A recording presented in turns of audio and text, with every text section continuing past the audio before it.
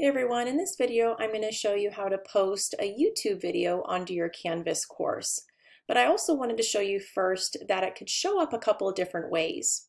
So this is my MAT 212 course, for example, and when my students go into modules and they go down to the first chapter module, the first thing they'll see is an introduction video. You can see that the video kind of shows up fairly largely right on that page so that students can click right here and view that video.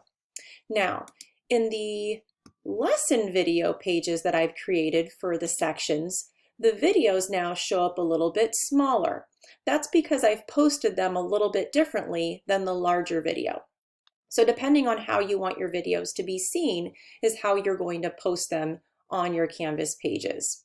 So let me show you how to create a page. If you go into Pages, if you go to View All Pages, you can create or add a page, and you can call it, I don't know, Posting Videos. And so let's say I wanted to post a video from my YouTube page that I've created for my students. I can go over to my YouTube.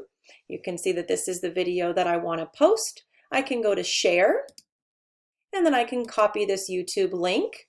I can go back into Canvas. I can right-click and paste it, and then my YouTube video will be here.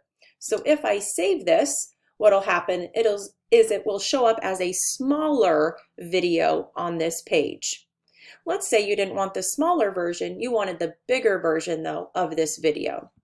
If you go into that page and go to Edit, and instead of wanting the smaller version, you want the larger version, what you're going to want to do is go back into YouTube.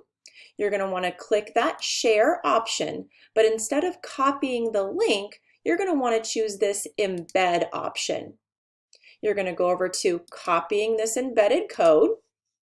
You're going to go back to Canvas. And then in Canvas, you'll see the three dots here, the kebab over to the right. And then you can see that there's a little cloud looking icon. We're going to click on that. We're going to paste that embed code into this box, and then we're going to push Submit.